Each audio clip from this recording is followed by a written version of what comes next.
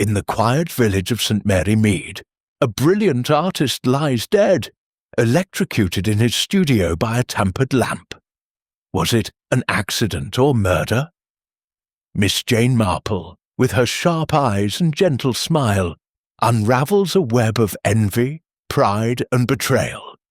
An assistant's devotion, a patron's anger, a critic's venom, and a rival's jealousy all converge in a deadly plot. As secrets unravel, only one question remains. Who rigged the wire to silence a genius forever? Chapter 1. A Shock in the Studio. The morning mist clung to the hedgerows of St. Mary Mead, softening the outlines of the village's tidy cottages and lending an air of mystery to the ordinarily prosaic scene.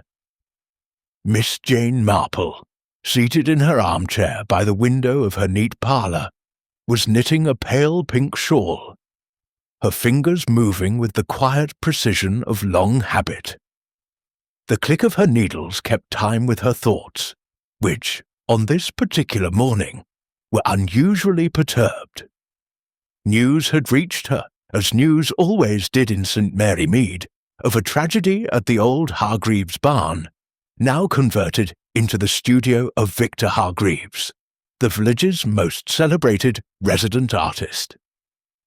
Victor, a man in his late 30s, with a shock of chestnut hair, and an intensity that made him both admired and slightly feared, had been found dead at dawn. His body, slumped over an easel still bearing the vivid greens and golds of an unfinished landscape, told a grim tale. The cause was no mystery. A high-powered lamp, used to illuminate his late-night painting sessions, had delivered a fatal shock through a frayed wire that should not have been live. Inspector Craddock, a solid man with a square jaw and a tendency to trust the obvious, had arrived promptly with his constables, cordoning off the studio and pronouncing it a tragic accident. "Faulty wiring," he had said to the small crowd of villagers gathered at the barn's gate. "These old buildings, you know." Miss Marple, however, was not so easily convinced. From her window, she had observed the comings and goings at the barn over the past months, Victor's visitors, his habits, the tensions that simmered beneath his artistic triumphs. "Accidents," she remarked to her tabby cat Tuppence, who blinked lazily from the hearthrug, "are so often a matter of convenience." She set her knitting aside and adjusted her spectacles, her sharp eyes narrowing as she considered the matter. Victor Hargreaves had not been a man to leave wires frayed or lamps unchecked. His studio, though cluttered with the paraphernalia of his craft, tubes of oil paint, jars of turpentine, canvases stacked against the walls, was a place of meticulous order. An accident seemed, to Miss Marple's mind, altogether too tidy an explanation. She rose, smoothing her tweed skirt, and decided to take her morning walk in the direction of the barn. The village was abuzz, as it always was when something disrupted its calm. Mrs. Price, the postmistress, was holding court outside the shop, her voice carrying over the clink of milk bottles. Electrocuted, poor man, and him so talented too. They say he was working on something grand for that London show. Mr. Giles, the butcher, nodded sagely. Them artists always tinkering with odd contraptions. Bound to go wrong sometime. Miss Marple smiled politely as she passed, her straw hat bobbing in acknowledgment, but her thoughts were elsewhere. Contraptions indeed. Victor's lamp was no makeshift device. It was a professional piece of equipment, costly and modern. She had seen it herself during a rare visit to the studio, when Victor had proudly shown her his latest work. The barn stood at the end of a narrow lane, its weathered timbers partially obscured by climbing roses that Victor had never bothered to prune. The police tape fluttered in the breeze, and a young constable stood guard, looking faintly bored. Miss Marple approached with her usual air of harmless curiosity, her basket swinging gently on her arm. "Good morning, Constable Reed," she said brightly. "Such a dreadful business. I thought I might leave a few flowers for poor Mr. Hargreaves." The constable, who knew Miss Marple's reputation for asking deceptively simple questions, nodded warily. "No one's allowed inside, ma'am." "Inspector's orders." Of course," Miss Marple said, her tone soothing. "I wouldn't dream of interfering. But tell me, was anyone with Mr. Hargreaves last night? He worked such long hours, didn't he?" The constable hesitated, then shrugged. "His assistant, Miss Wren, found him this morning. Says she wasn't here last night, though. And there's talk of a visitor, another artist, maybe. Inspector's looking into it." Miss Marple's eyes gleamed behind her spectacles. "How very interesting," she murmured. She placed a small bunch of daisies near the gate, then turned back toward the village, her mind already piecing together the threads of a puzzle that was, she felt certain, no mere accident. Back in her cottage, she poured herself a cup of tea and sat down to think. Victor Hargreaves had been a man of passion and ambition, qualities that often attracted envy as much as admiration. His assistant, Clara Wren, was devoted but overworked. His patron, Sir Henry Langley, was generous but controlling. The critic, Margaret Voss, wielded her pen like a scalpel, and Lionel Blake, a rival painter, had never hidden his resentment of Victor's success. Each, Miss Marple reflected, had reason to wish Victor ill. And the lamp, its wire so conveniently frayed, its placement so dangerously precise, suggested a hand guided by intent rather than chance. "Human nature," she said softly to Tuppence, "is never quite as accidental as it seems." Chapter 2. The Scene of the Crime. Miss Jane Marple stepped delicately over the dew-damp grass, her sensible shoes leaving faint impressions on the path leading to Victor Hargreaves's studio. The morning was crisp, with a faint chill that promised autumn, and the village of St. Mary Mead lay quiet under a veil of mist. Her straw hat, adorned with a single primrose, tilted slightly as she navigated the uneven lane, her basket swinging lightly on her arm. To any passer-by she appeared merely an elderly spinster on a charitable errand, perhaps to leave a condolence note for the late artist.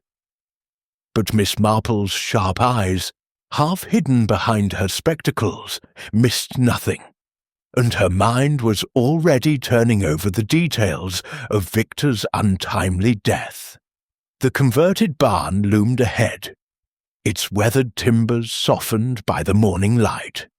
Police tape still fluttered at the entrance, though the constable from the previous day had been replaced by a younger officer, who looked up with a mixture of boredom and curiosity as Miss Marple approached. "Good morning, Constable," she said, her voice gentle, but carrying the faintest note of authority. "I thought I might see if Miss Wren needed any assistance." Such a shock for her, finding poor Mr. Hargreaves. The constable, a lad named Perkins, hesitated, then nodded. "She's inside, ma'am, tidying up." "Inspector says it's all right for her to be there, but no one else." Miss Marple smiled, her expression one of perfect innocence. "Of course, I shan't disturb anything. I'll just have a word with her." The heavy oak door creaked as she pushed it open, revealing the cavernous interior of the studio. The air was thick with the mingled scents of oil paint, turpentine, and something faintly metallic. Perhaps the lingering trace of the electrical mishap. The space was vast, with high beams crisscrossing the ceiling and skylights that let in a diffused silvery light. Canvases leaned against the walls, some finished, others mere sketches of vibrant landscapes that had made Victor Hargreaves a name in London's art circles. Paint tubes, brushes, and jars cluttered a long workbench, while a collection of electrical equipment, floodlights, heaters, and extension cords, occupied one corner, a testament to Victor's nocturnal work habits. At the centre of the room stood the easel where Victor had been found, its canvas still bearing the bold strokes of an unfinished meadow, all greens and golds under a stormy sky. Nearby, the fatal lamp lay on its side, its wire coiled like a serpent across the floor. Miss Marple's eyes lingered on it, noting the frayed insulation near the plug, where bare copper glinted faintly. The wire ran to a metal chair, its back scorched where the current had arced. "Most curious," she murmured, adjusting her spectacles. The placement seemed deliberate, as if designed to ensure contact with whoever sat there. She made a mental note to ask Mr. Hodges, the village electrician, about the lamp's wiring. Clara Wren, Victor's assistant, was at the workbench, sorting brushes with a distracted air. She was a slight young woman, no more than 25, with mousy brown hair pulled into a tight bun, and ink-stained fingers that betrayed her nervous habit of sketching in her spare moments. Her eyes, red-rimmed from crying, widened as she saw Miss Marple. "Oh, Miss Marple! I didn't expect— it's kind of you to come." Her voice trembled, and she clutched a paintbrush as if it were an anchor. Miss Marple smiled warmly, setting her basket on a stool. "My dear, I couldn't stay away. Such a dreadful thing. You must be quite shaken." Clara nodded, her gaze darting to the easel. "I found him yesterday morning, you know. He was just there, slumped over. I thought he'd fallen asleep at first, but then I saw the lamp and—" She broke off, pressing a hand to her mouth. Miss Marple patted her arm gently. There, it's a terrible shock. Would you like to tell me about it? Sometimes talking helps." She settled onto a wooden stool, her posture inviting confidence, her knitting needles clicking softly as she drew them from her basket. Clara hesitated, then began to speak, her words tumbling out in a rush. She had worked for Victor for 2 years, organizing his supplies, mixing paints, and managing his correspondence. He was brilliant, Miss Marple, but so particular. Everything had to be just so. His brushes, his lights, even the way the canvas was stretched. He was preparing for a big exhibition in London, you see. It was his chance to be noticed, really noticed. Her voice softened with admiration, but there was an undercurrent of strain. He worked late most nights, especially this past month. I'd leave him here and he'd still be painting when I came back at dawn. Miss Marple's needles paused.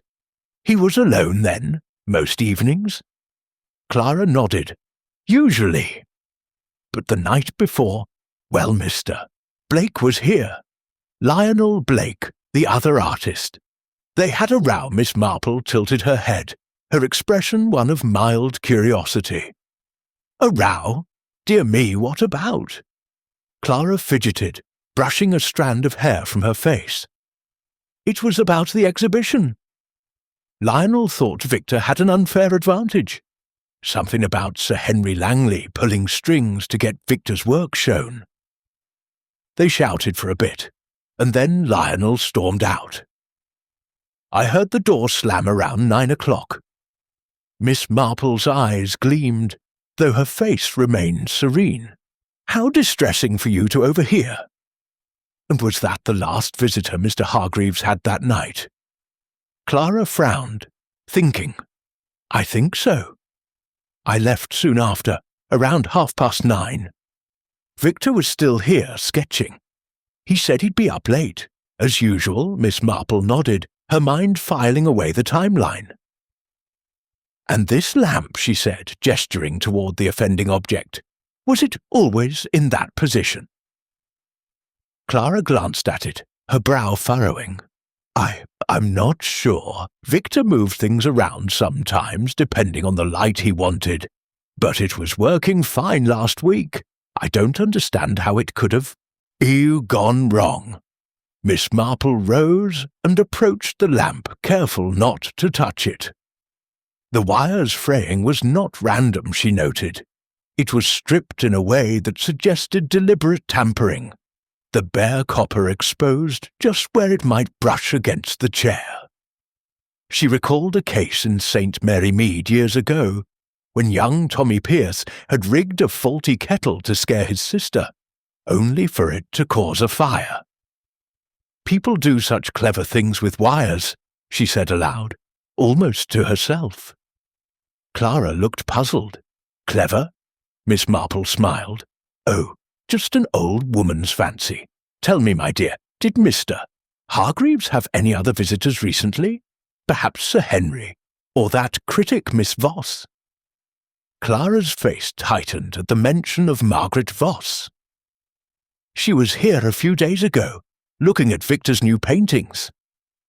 She didn't like them, said they were too sentimental. Victor was furious, and Sir Henry came by last week, I think. He wanted a portrait done, but Victor refused. Said it wasn't his style anymore." Miss Marple's needles resumed their rhythm. "How interesting! Sir Henry is such a generous man, isn't he? It must have been disappointing for him." Clara nodded, her expression guarded.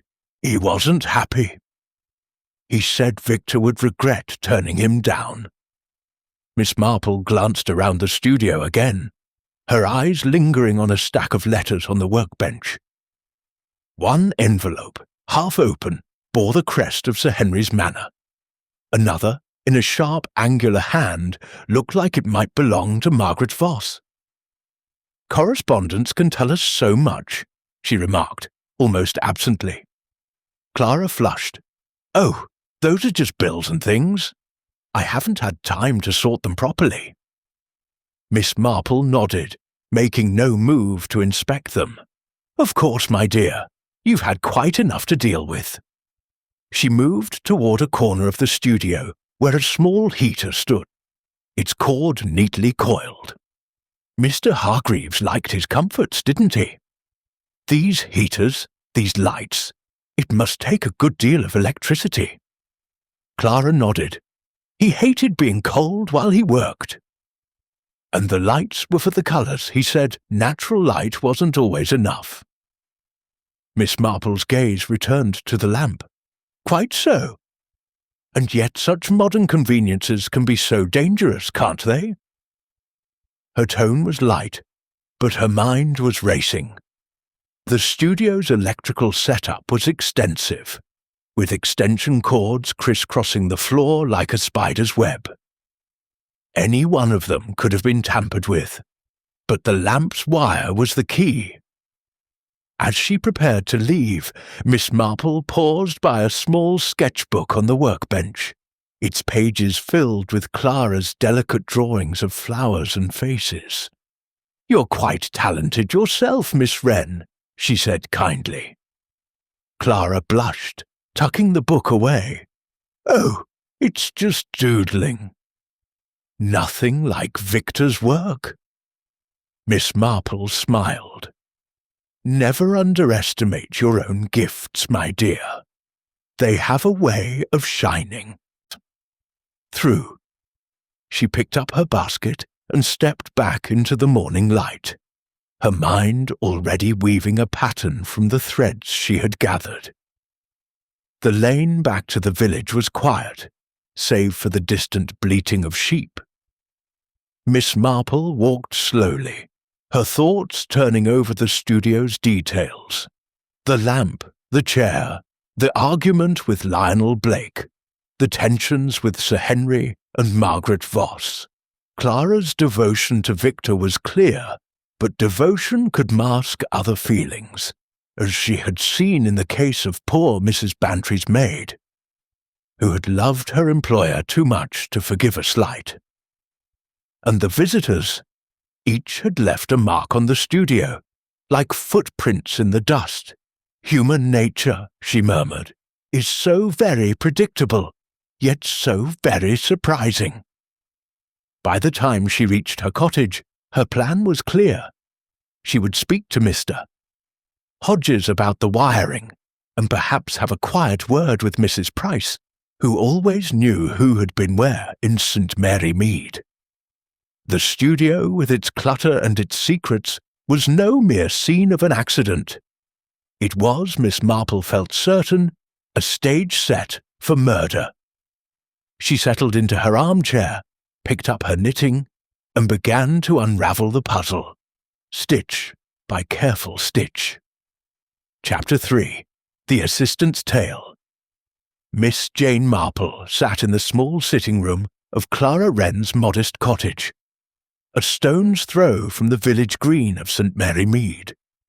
The room was tidy but sparse, with a single watercolour of a primrose on the wall, and a worn settee that creaked under even Miss Marple's slight weight.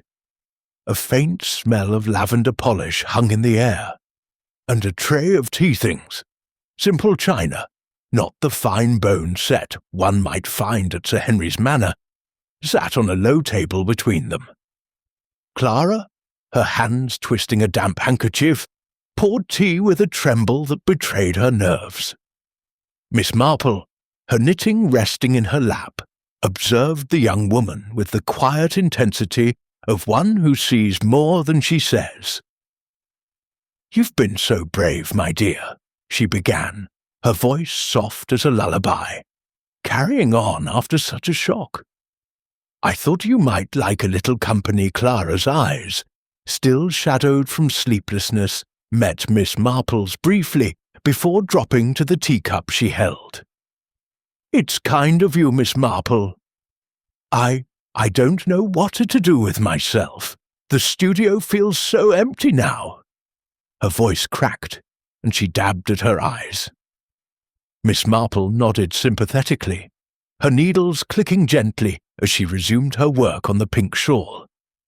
"Of course, it must be dreadful. You were so close to Mr. Hargreaves, weren't you? 2 years is a long time to work so closely with someone."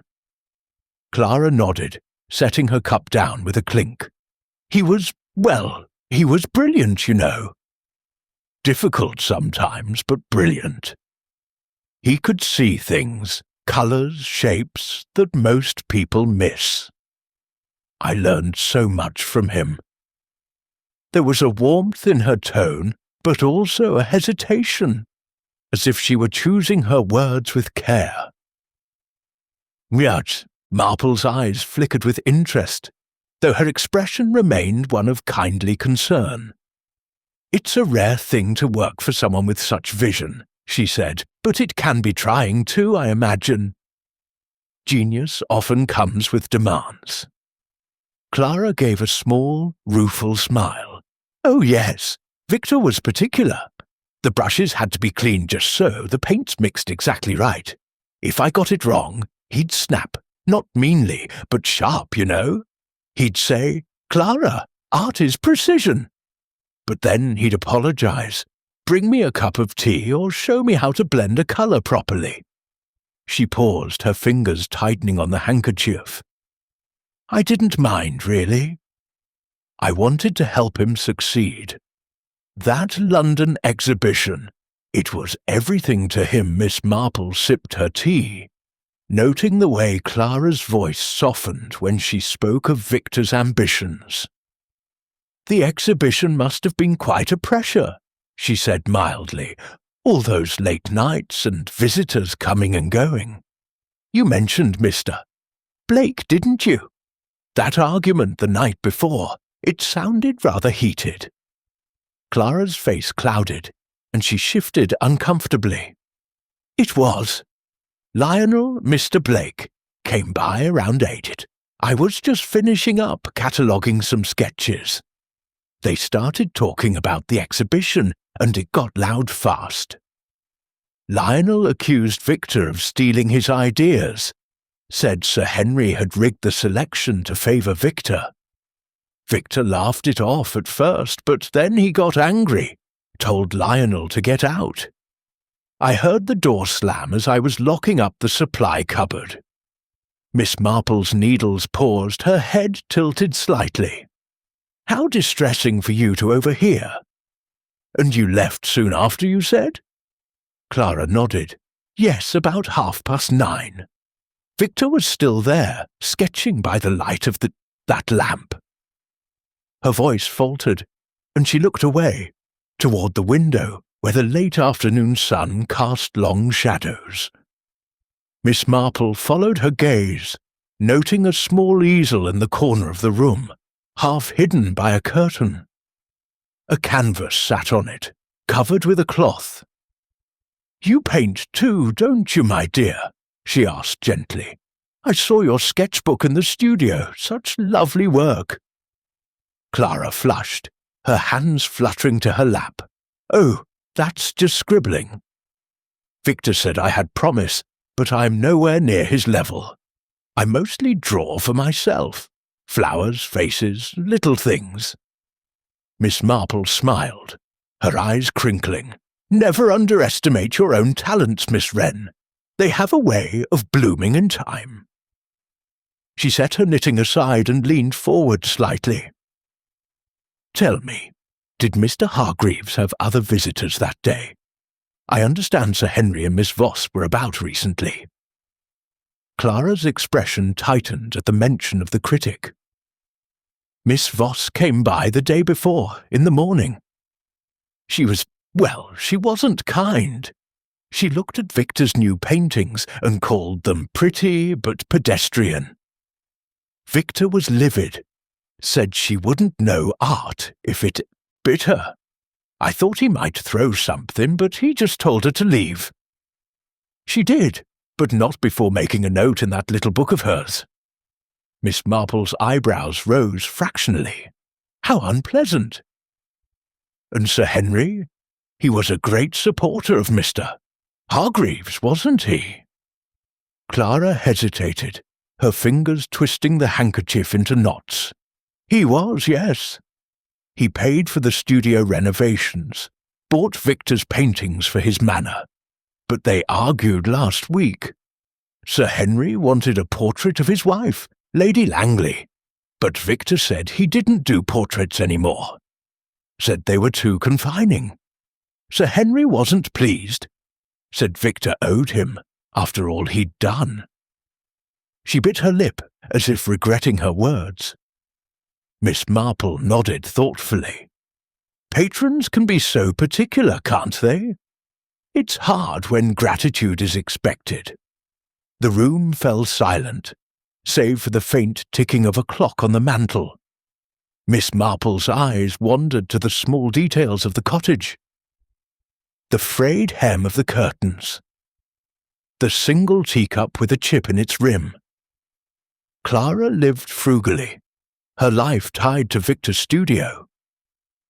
You must have worked very hard for him, Miss Marple said softly. It can't have left much time for yourself. Clara's eyes filled with tears, but she blinked them back. It was worth it. Victor was going to be famous. I wanted to be part of that Miss Marple rose, smoothing her skirt. You've been most helpful, my dear. I shan't keep you any longer. You must be exhausted. She glanced at the covered easel as she picked up her basket. Perhaps one day you'll show me your paintings. I'm sure they're quite special.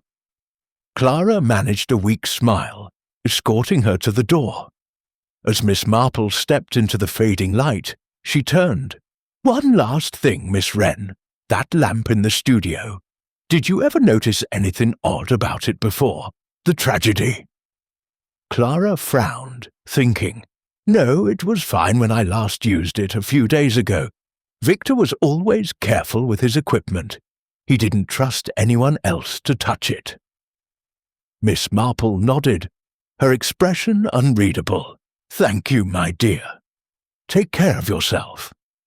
As she walked back to her cottage, the village settling into the soft hush of evening, her mind was busy. Clara's devotion was genuine, but devotion could curdle into resentment, as she had seen in the case of old Mrs. Clements's housekeeper, who had turned bitter after years of unappreciated service. And the visitors, Lionel's anger, Margaret's venom, Sir Henry's pride, each added a thread to the tapestry she was weaving. Back in her parlour, Miss Marple settled into her armchair, her cat Tuppence curling at her feet. She picked up her knitting, the needles resuming their steady rhythm. The lamp, Clara's words confirmed, had been in good order days before. Someone had tampered with it. Someone who knew Victor's habits and the studio's layout. "People are so careless with their feelings," she murmured to Tuppence. "They leave them lying about like clues." She would need to speak to Mr. Hodges about the wiring, and perhaps visit the post office, where Mrs. Price's sharp eyes missed little. The assistant's tale had given her much to ponder, and Miss Marple felt certain that the truth, like a difficult stitch, would soon come clear. Chapter 4. The Patron's Pride. The sun hung low over St. Mary Mead, casting golden streaks across the manicured lawns of Langley Manor, where Sir Henry Langley, Victor Hargreaves's patron, resided. Miss Jane Marple made her way up the gravel drive, her sensible shoes crunching softly, her straw hat tilted against the late afternoon glare. She carried her basket, ostensibly filled with a jar of her homemade gooseberry jam, as a neighbourly gesture. But her true purpose was to observe the man whose wealth had propped up Victor's career, and whose temper, she suspected, might have played a role in its abrupt end. The manor, a sprawling Georgian pile with ivy-clad walls and tall windows, exuded an air of permanence, but Miss Marple knew that even the grandest houses could harbour the pettiest grudges. She was shown into the drawing-room by a maid, a young woman with a nervous bob, who announced her as Miss Marple from the village. The room was opulent, its walls lined with Victor's landscapes, vivid scenes of rolling hills and storm-tossed skies that seemed almost too vibrant for the heavy mahogany furniture. Sir Henry rose from a leather armchair, his broad frame filling the space, his face ruddy from years of good living and perhaps a touch too much claret. "Miss Marple, is it?" he boomed, extending a hand. "Pleasure to meet you. Heard you're a bit of a fixture in St. Mary Mead." His smile was hearty, but his eyes were wary, assessing her as one might a rival at an auction. Miss Marple returned the smile, settling onto a brocade sofa with her knitting in her lap. "You're very kind, Sir Henry. I only came to offer my condolences about poor Mr. Hargreaves, and to bring a little jam. Nothing like a village preserve to lift the spirits." She placed the jar on a side table, her movements deliberate, giving her time to scan the room. A portrait of Lady Langley, painted by another artist, hung over the mantel, its stiff formality a stark contrast to Victor's fluid brushstrokes. Sir Henry followed her gaze and chuckled, though it lacked warmth. "Not one of Victor's, I'm afraid. He didn't care for portraits." Pity that they sat, and the maid brought tea, fine Darjeeling in a silver pot, served with thin slices of lemon. Miss Marple sipped delicately, her needles clicking as she began a new row. "Such a tragedy," she said, her tone gentle but probing. "Mr. Hargreaves was so talented. His paintings give this room such life." Sir Henry nodded, his jaw tightening. "Aye, he was a genius, no question. I backed him from the start. Fixed up that barn for his studio. Bought his work for a fair price. Gave him a leg up, you might say." There was pride in his voice, but also a note of irritation, like a man who feels his generosity has gone unappreciated. Miss Marple tilted her head, her eyes soft but sharp. "How generous of you." "It must have been a blow when this accident happened." She paused, letting the word accident hang in the air. Sir Henry leaned back, his fingers drumming on the arm of his chair. "A blow? Yes. Damned foolish, that lamp business. I told him those old barns weren't meant for all that electrical nonsense. Should have stuck to daylight." His tone was gruff, but Miss Marple noted the way his eyes flicked to the side, as if avoiding her gaze. "I suppose he was under pressure," she said, her voice musing.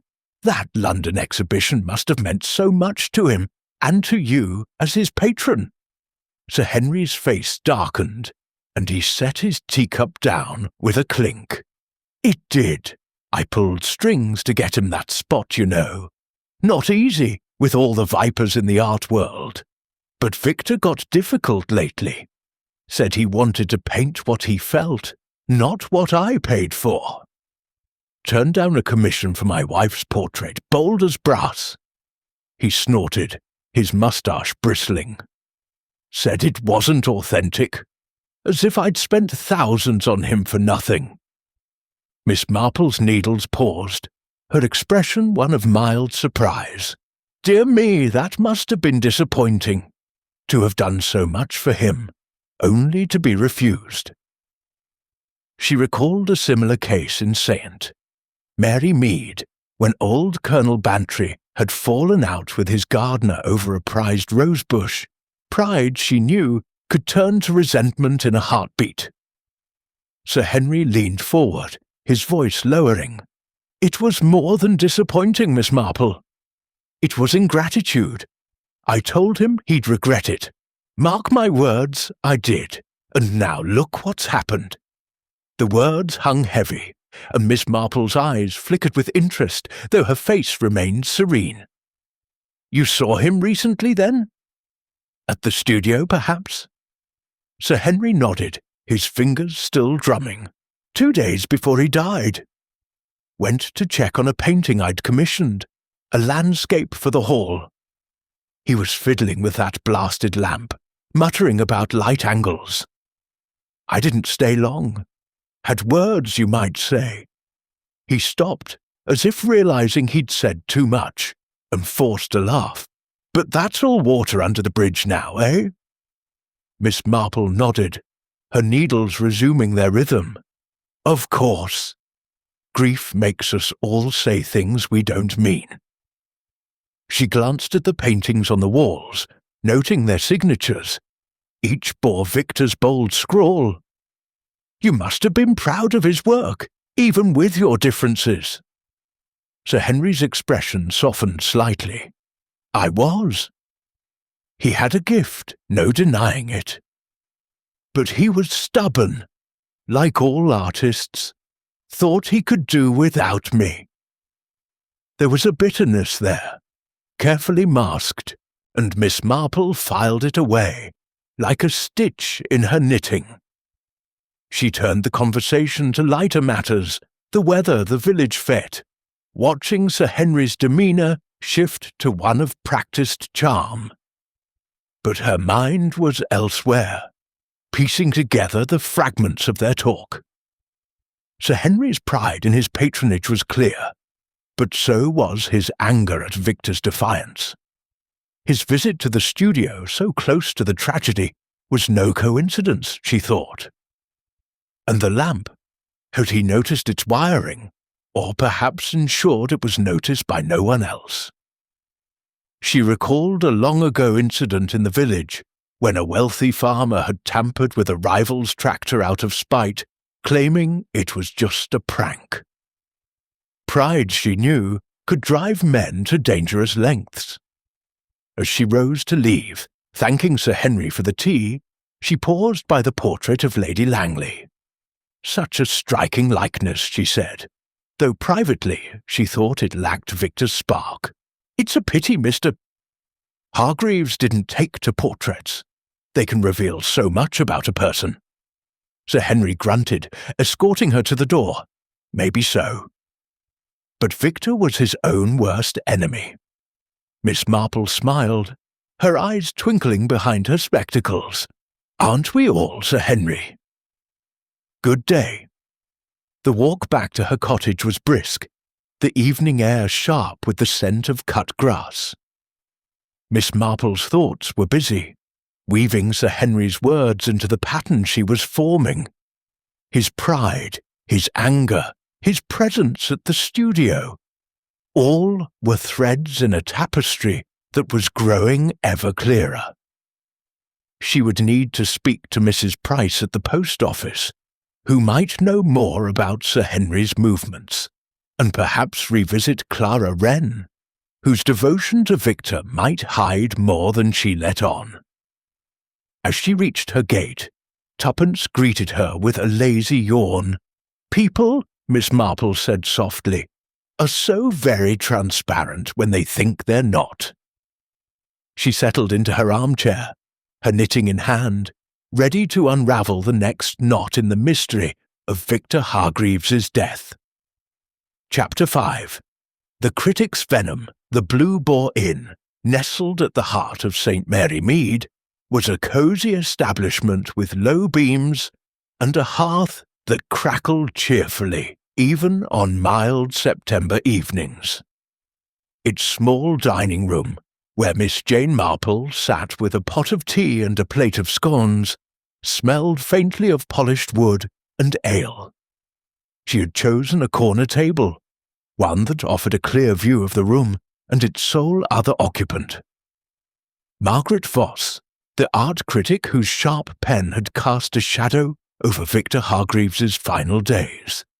Miss Marple's knitting lay in her basket, untouched for now, as she observed the woman who sat sipping sherry with the air of someone accustomed to being noticed. Margaret Voss was in her late 40s, with a lean, angular face and dark hair swept into a severe chignon. Her dress, a tailored affair in deep green, spoke of city sophistication, and her fingers, adorned with a single emerald ring, tapped restlessly against her glass. She had arrived in St. Mary Mead to review Victor's work for a prominent London journal, and her latest article, published just a week before his death, had dismissed his landscapes as sentimental trifles, lacking the depth of true art. The words, Miss Marple knew, had cut deeply, for village gossip had carried Victor's fury to every corner of St. Mary Mead. Miss Marple approached with her usual air of harmless deference, her straw hat bobbing as she smiled. "Miss Voss, I'm Jane Marple, a resident here. I hope I'm not intruding, but I so admired your article in the Art Chronicle. Such insight." Margaret's lips curved into a thin smile, though her eyes remained cool. "You're very kind, Miss Marple. I'm afraid most people here don't share your appreciation. They seem to think I was too hard on poor Mr. Hargreaves." She gestured to the chair opposite, and Miss Marple settled into it, her hands folded neatly in her lap. "Oh, people in villages can be protective," Miss Marple said, her tone light, but her eyes sharp behind her spectacles. "Victor was quite the local hero, you know. His death has been such a shock. I understand you saw him just before the accident." She let the word linger, watching Margaret's reaction. The critic's fingers tightened slightly on her glass, but her voice remained even. "Yes, I visited his studio the morning he died.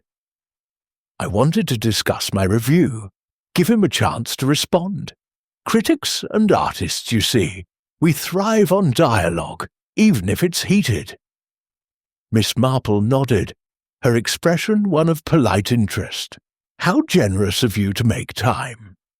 I suppose he was upset about your review."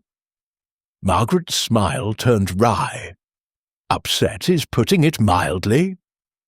"He was incandescent, called me a vulture feeding on talent, and said I wouldn't know a masterpiece if it hung in the National Gallery. I told him his work was derivative, too safe for the modern market. He didn't take it well." She sipped her sherry, her eyes narrowing. "But then, artists are such fragile creatures. They crave praise, but crumple under scrutiny." The words were delivered with a practiced edge, and Miss Marple's mind flickered to a long-ago incident in St. Mary Mead, when a school teacher's harsh critique had driven a sensitive boy to reckless defiance. Words she knew could wound as surely as knives. "It must be difficult," she said softly, "to balance honesty with kindness in your work." "Did you stay long at the studio?" Margaret shrugged, her ring glinting as she set her glass down. "Not long." He was in no mood for discussion. "I left after 10 minutes, maybe less. He was alive and ranting when I walked out." Miss Marple's eyes strayed to the small notebook on the table, its leather cover embossed with Margaret's initials. "You must keep such detailed notes," she remarked, her tone admiring. "I imagine they're invaluable." For your reviews, Margaret's hand moved to the notebook, almost protectively. "They are. I jot down impressions, details, things that might seem trivial, but shape a piece.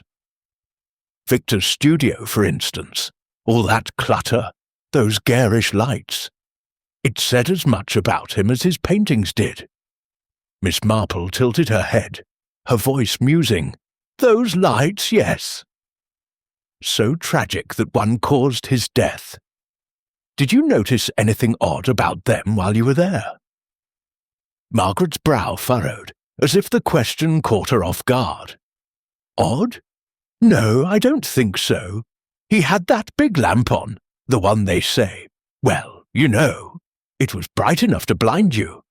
I told him it was overkill for a barn, but he said he needed it for the colours." She paused, her fingers tapping again. "I'm no electrician, Miss Marple. I wouldn't know a faulty wire if I saw one." Her tone was dismissive, but Miss Marple noted the slight flush on her cheeks, the way her eyes darted to the side. They spoke for a few minutes more, Miss Marple steering the conversation to safer topics: the inn's excellent scones, the charm of St. Mary Mead's autumn colours. But her mind was busy, cataloguing Margaret's words and gestures. The critic's disdain for Victor was palpable, and her visit to the studio, so close to his death, was no mere coincidence. Miss Marple recalled Clara's mention of Margaret's notebook, the way she'd scribbled in it after her argument with Victor. Could it hold more than artistic impressions, perhaps a plan, or a record of something more sinister? And the lamp, Margaret's claim of ignorance about wiring seemed too pat, too convenient. As Miss Marple rose to leave, thanking Margaret for her time, she paused by the hearth, where a small fire cast flickering shadows. "You must find your work so fascinating," she said, her voice warm. "To hold such power over an artist's reputation, it's quite a responsibility." Margaret's smile was tight. "Power? Perhaps. But artists make their own fates, Miss Marple. Victor's was just unlucky." Miss Marple nodded, her eyes twinkling with something that might have been amusement or suspicion. Indeed, luck is such a fickle thing. "Good evening, Miss Voss." The night air was cool as Miss Marple stepped out of the inn, the village street quiet save for the distant hoot of an owl. She walked slowly, her thoughts weaving a pattern from Margaret's sharp words and guarded demeanour. The critic's venom, she sensed, was not just professional, it was personal, a resentment that went beyond a single review.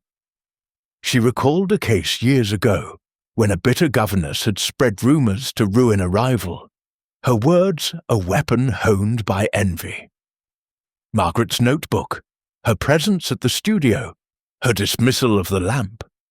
All were threads in the tapestry Miss Marple was stitching together. Back in her cottage, she settled into her armchair, tuppence purring at her feet. Her knitting needles resumed their steady rhythm, the pink shawl growing stitch by stitch. "Words can be as dangerous as wires," she murmured, her mind turning over the critic's tale. She would need to see that notebook, perhaps through a discreet word with the inn's maid, who might have glimpsed its contents while cleaning. And Mr. Hodges, the electrician, would surely have more to say about that lamp. As the fire crackled, Miss Marple felt the puzzle taking shape, each suspect's motives as clear and tangled as the skein of wool in her hand. Chapter 6. The Rival's Envy. The cottage of Lionel Blake stood at the edge of St. Mary Mead, where the village gave way to open fields and a tangle of wild roses. It was a modest dwelling, its stone walls weathered and its garden a riot of colour, though the roses were pruned with a precision that spoke of a meticulous hand. Miss Jane Marple approached the gate, her basket swinging gently, her straw hat shielding her eyes from the midday sun. She had chosen this hour deliberately, knowing Lionel, an artist of lesser renown than Victor Hargreaves, often worked in his garden when the light was at its peak. Her ostensible purpose was to inquire about a painting she had heard he was offering for the village fete, but her true aim was to probe the bitterness Clara Wren had hinted at, the rivalry that had flared so fiercely the night before Victor's death. Lionel was kneeling by a rosebush, his pruning shears snipping with a rhythm that bordered on aggressive. He was a wiry man in his early 40s, with dark hair flecked with grey and hands that bore the calluses of both paintbrush and garden tools. As Miss Marple's shadow fell across him, he looked up, his eyes narrowing briefly before he forced a smile. "Miss Marple, isn't it? Come about the fete, I suppose?"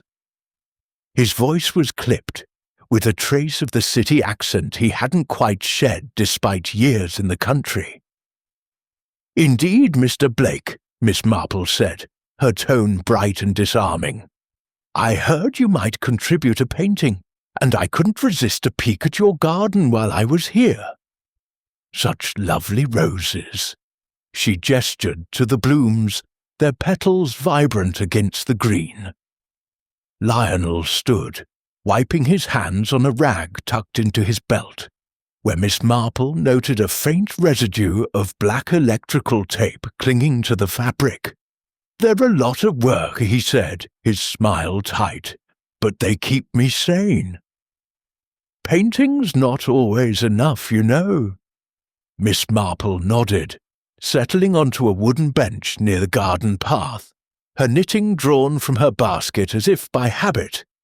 "I can imagine. It must be trying, being an artist in a village like this, with someone like Mr. Hargreaves so celebrated." She let the words hang, watching Lionel's reaction. His jaw tightened, and he turned back to the roses, snipping a thorn with unnecessary force.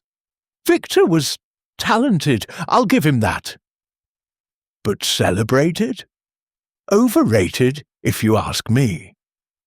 He had a knack for charming people like Sir Henry. Got him all the best shows. There was a raw edge to his voice, and Miss Marple's needles clicked softly, a counterpoint to his agitation. It must be difficult, she said, her voice gentle but probing, to see another artist succeed so brightly. I understand you visited him the night before his accident. Lionel Shears paused, and he glanced at her, his eyes sharp. Clara told you, I suppose? Yes, I was there. We had words. Nothing unusual. Artists argue. He was crowing about that London exhibition, acting like he'd invented landscapes. I told him what I thought of his work. Miss Marple tilted her head, her expression one of mild curiosity. And what did you think of it, Mr. Blake? He snorted, tossing the rag onto a nearby table. Derivative. He took ideas from others, me included, and dressed them up in pretty colours. That meadow painting he was working on? I did something like it 2 years ago, but Sir Henry never gave me a second look. Victor had a way of stealing the light. His fingers flexed, as if itching to prune something more than roses, and Miss Marple noted the faint tremor in them, the way they lingered near the electrical tape. How very trying, she said, her tone sympathetic. And that night you argued about the exhibition? Lionel nodded, his gaze fixed on a distant hedge. He said I was jealous, that I'd never match him. I told him he only got the spot because Sir Henry pulled strings. He laughed, said I was small-minded. I left after that, slammed the door, I admit. He shrugged, but his eyes were dark with something more than anger. Miss Marple's needles paused, her mind turning over his words. It must have been quite late, she said. Did you see anyone else about? Lionel hesitated, then shook his head. No, it was dark, maybe 9 or so. Clara was still there, fussing with her sketches. I didn't stay long after our row. Miss Marple smiled, her eyes twinkling behind her spectacles. Of course, it's so easy to lose track of time in the heat of a moment.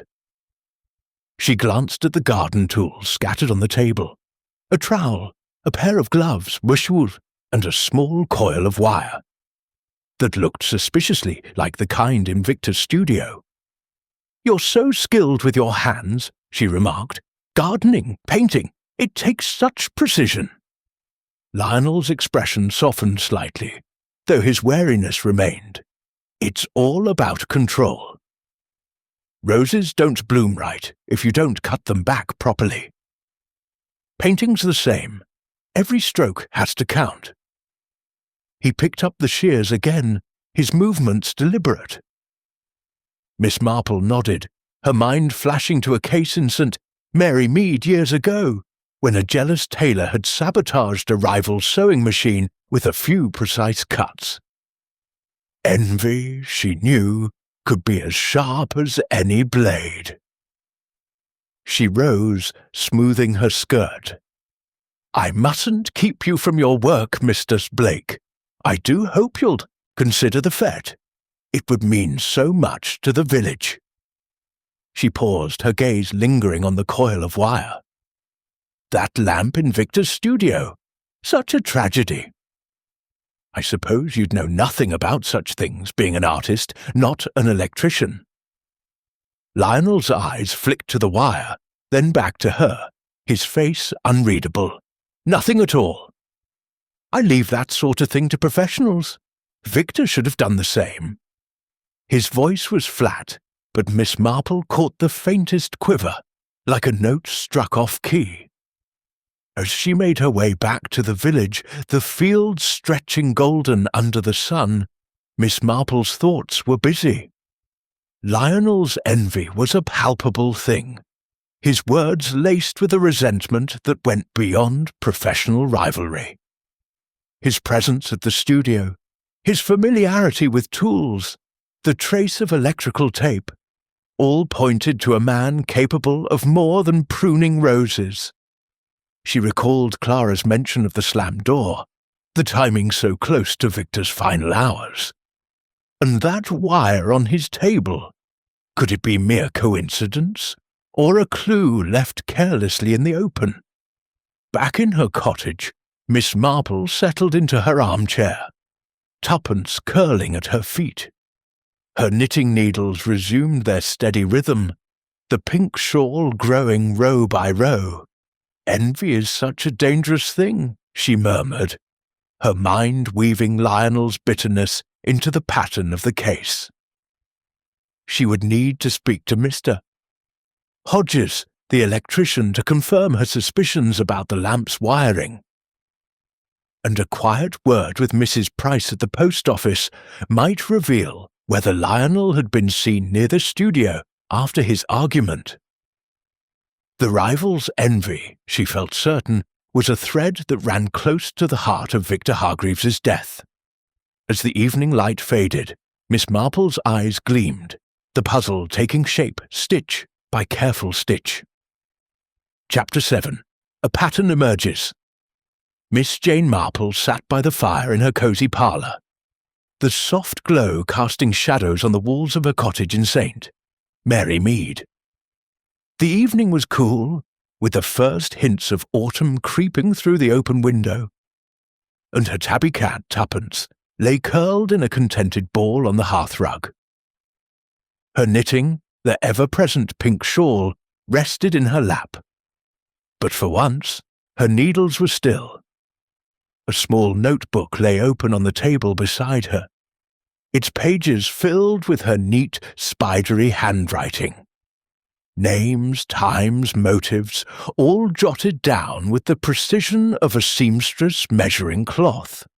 Miss Marple's mind was at work, weaving the threads of Victor Hargreaves's death into a pattern that was beginning to take shape, though its final form remained elusive. She sipped her tea, the delicate aroma of chamomile soothing her senses, and let her thoughts drift over the past day's conversations. Clara Wren, with her quiet devotion and ink-stained fingers, had painted a picture of Victor as a demanding but inspiring master.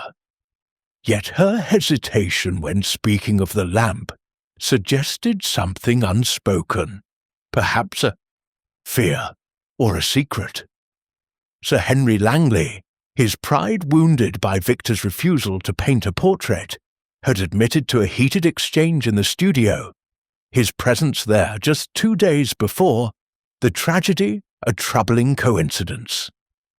Margaret Voss, the critic, wielded her words like a scalpel, her disdain for Victor's work masking a deeper resentment, and her visit to the studio on the morning of his death placed her uncomfortably close to the event.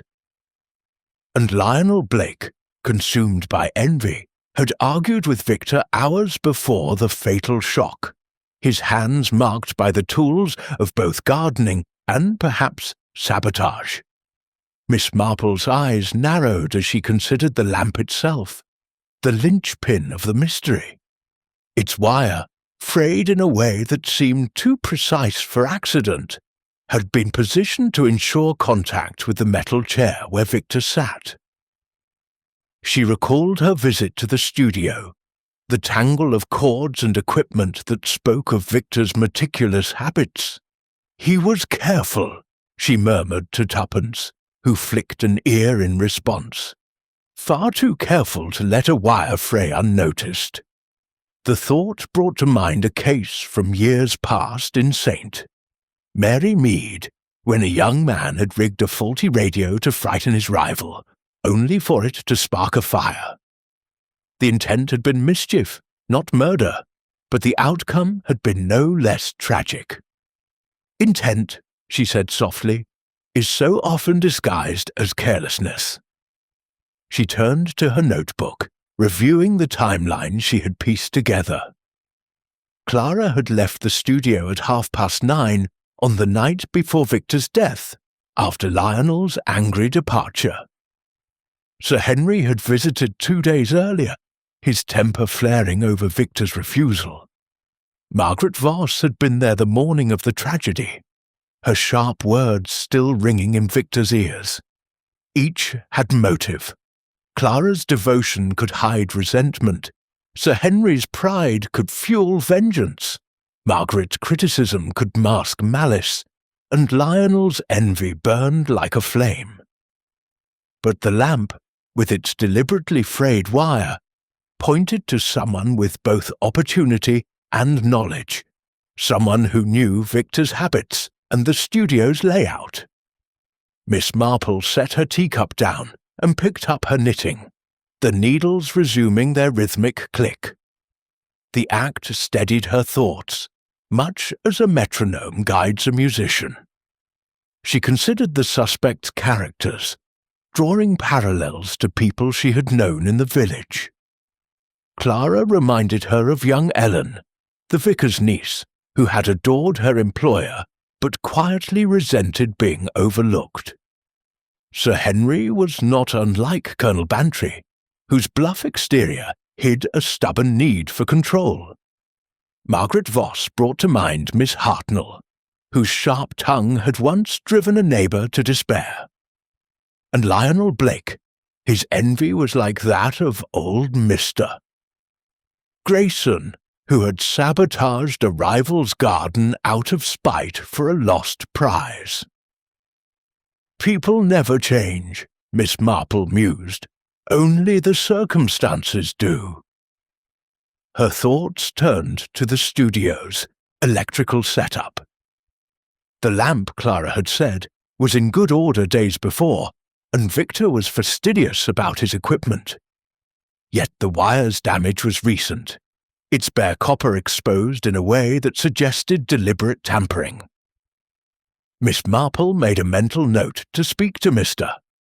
Hodges, the village electrician, who had serviced the studio a month ago. His expertise might confirm whether the fraying was accidental or the work of a careful hand. She also recalled the coil of wire on Lionel's table.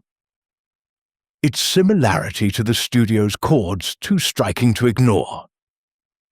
And Margaret's notebook. Could it hold more than critical notes?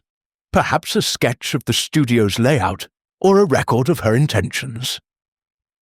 The clock on the mantel chimed softly, marking the hour as 9. Miss Marple rose, crossing to the window to draw the curtains. The village lay quiet under a starlit sky, its peace belying the darkness of Victor's death. She thought of the studio, its canvases vibrant with life, now silent witnesses to a crime. Someone wanted Victor out of the way, she said to Tuppence, who yawned in response. But who stood to gain the most? The exhibition in London was the key. Victor's chance at fame, and a prize that others coveted. Lionel had been passed over. Sir Henry had staked his reputation on Victor's success. Margaret's review could make or break careers, and Clara, though loyal, might have dreamed of her own moment in the spotlight. Miss Marple returned to her chair, her mind as clear as the stitches forming under her needles. She would need to tread carefully, gathering the small overlooked details that others missed. A visit to the post office tomorrow might yield more from Mrs. Price, whose knack for noticing visitors was unmatched, and a word with Mr. Hodges could shed light on the lamp's condition. The pattern was emerging, but it was not yet complete. Like a shawl with a few rows still to knit. Patience, she told herself, is the key to any puzzle. As the fire crackled, Miss Marple felt a quiet certainty that the truth, like a difficult knot, would soon unravel under her gentle probing. Chapter 8. A Quiet Inquiry. The morning sun filtered through the lace curtains of Miss Jane Marple's cottage. casting delicate patterns on the polished floorboards of her parlour. She sat at her small writing desk, her notebook open before her, its pages a tapestry of names, times, and observations written in her precise hand. The pink shawl lay draped over the arm of her chair, its needles tucked neatly into the wool, awaiting her next moment of reflection. Tuppence, her tabby cat, lounged on a cushion by the hearth, her green eyes half closed in the warmth of a modest fire. Miss Marple sipped her morning tea, the delicate scent of Earl Grey mingling with the faint lavender of her soap, and considered her next steps in unravelling the mystery of Victor Hargreaves's death. The pattern was clearer now, but gaps remained, like stitches, dropped in a complex design, and she knew that only careful inquiry would mend them. Her first task was to consult Mr. Hodges, the village electrician, whose knowledge of Victor's studio wiring might confirm her suspicions about the tampered lamp.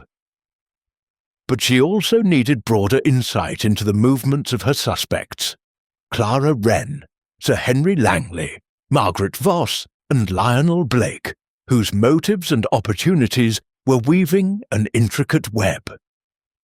For this, she turned to her nephew, Raymond West, a writer with connections in London's art circles, who could shed light on the coveted exhibition that had loomed so large in Victor's life. Miss Marple penned a brief letter to Raymond, her words deceptively simple: a request for news of the London art scene, with a casual mention of Victor's exhibition, and his rival, Lionel Blake. She sealed the envelope, knowing Raymond's reply would arrive within days, his flair for gossip as reliable as her own knack for observation. With the letter dispatched to the post office, Miss Marple donned her coat and hat, her basket tucked under her arm, and set out for Mr. Hodges's shop, a small establishment near the village square. The air was crisp, with a hint of wood smoke, and the streets of St. Mary Mead bustled quietly. Mrs. Price at the post office sorting letters, children skipping toward the schoolhouse, and old Mr. Giles sweeping the step of his butcher shop. Miss Marple nodded greetings as she passed, her serene smile masking the sharp calculations of her mind. She was thinking of the lamp's frayed wire, its deliberate exposure, and the hands that might have wielded a knife or pliers to strip it bare. Someone knew exactly what they were doing, she murmured to herself, her steps measured but purposeful. Mr. Hodges's shop was a cluttered haven of wires, bulbs, and tools, its shelves lined with coils of cable and dusty manuals. The electrician himself, a wiry man in his 60s with a shock of white hair and spectacles perched on his nose, was tinkering with a radio when Miss Marple entered. "Morning, Miss Marple," he said, wiping his hands on a cloth. "Come about your wiring, have you? That cottage of yours is solid, but old places can be tricky." Miss Marple smiled, setting her basket on the counter. "Not my wiring, Mr. Hodges, though you're kind to think of it. I was hoping to ask about poor Mr. Hargreaves's studio. Such a dreadful accident." Mr. Hodges's face sobered, and he pushed his spectacles up. "Aye, dreadful's the word. I heard about that lamp. Shocking, if you'll pardon the pun. I serviced that studio myself, not a month ago. Everything was in order, mind you." Miss Marple tilted her head, her expression one of gentle curiosity. "How reassuring to know you were so thorough. That lamp, though, it was safe when you checked it?" Mr. Hodges nodded vigorously. "Safe as houses. Old mined but sturdy. I tested the whole setup. Lights, heaters, the lot. No, frayed wires, No loose connections. Victor was particular. Didn't like anyone mucking about with his gear. Miss Marple's eyes gleamed behind her spectacles. How interesting. So the damage to the wire. It must have happened recently then. Mr. Hodges frowned, rubbing his chin. Must have. Wouldn't take much to fray a wire like that, mind. Just a knife or a bit of sandpaper, if someone was minded to do it. But it'd be deliberate, Miss Marple. Wires don't fray themselves, not in a month. He shook his head, his voice tinged with indignation. Poor lad. He didn't deserve that, genius or no. Miss Marple nodded, her mind racing. Deliberate tampering, as she had suspected, and by someone with access to the studio. You're so knowledgeable, Mr. Hodges, she said, her tone warm. Did you ever notice anyone else working on the equipment? Miss Wren, perhaps? Or a visitor? Mr. Hodges shook his head. Clara wouldn't touch the electrics, Victor's orders. And visitors? I only saw Sir Henry once, poking about the heaters, and that critic Miss Voss, looking snooty. Never saw that other artist Blake near the wiring, but he's the sort who'd know a thing or two, I reckon. Got that look about him, handy, like Miss Marple thanked him, promising to send a jar of her marmalade as a token of appreciation, and stepped back into the village square. Mr. Hodges's words had confirmed her suspicions. The lamp's sabotage was no accident, and the culprit was someone familiar with the studio's layout. Lionel Blake, with his calloused hands and electrical tape, loomed large. But Sir Henry's presence near the heaters and Margaret's sharp-eyed visit could not be dismissed. And Clara, so careful to avoid the electrics, might know more than she let on. Her next stop was the post office, where Mrs. Price, with her eagle eyes and inexhaustible memory for village comings and goings, might offer further clues. The post office was busy, with villagers collecting parcels and exchanging gossip, but Mrs. Price greeted Miss Marple with a knowing nod. "Heard you've been asking about poor Victor," she said, her voice low as she handed over a stack of letters. "Terrible business. I saw that critic Miss Voss heading to the studio that morning, nose in the air like she owned the place. And Mr. Blake was about the night before, looking stormy when he left."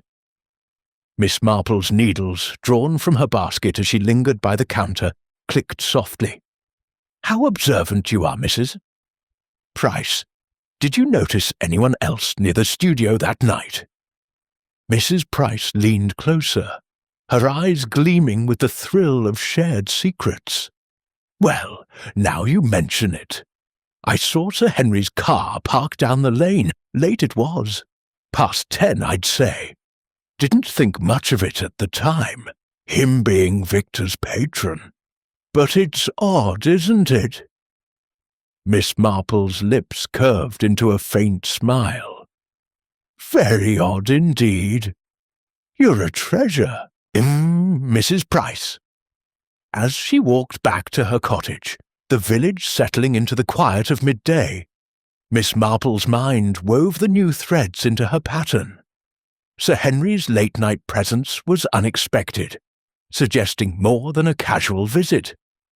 Lionel's stormy exit, Margaret's morning critique, and Clara's steadfast loyalty each added depth to the puzzle. The lamp's tampering required opportunity and intent, and Miss Marple felt the net tightening around her suspects. She recalled a case in St. Mary Mead, when a jealous baker had tampered with a rival's oven, claiming it was a prank gone wrong. Intent, she murmured, hides in the smallest actions. Back in her parlour, she settled into her armchair, tuppence purring at her feet. Her knitting resumed, the pink shawl growing steadily. Raymond's reply would bring news of the exhibition, and Mr. Hodges's expertise had narrowed the possibilities. Mrs. Price's gossip, too, had added a crucial piece: Sir Henry's car, late at night, near the studio. The pattern was nearly complete, but a few stitches remained.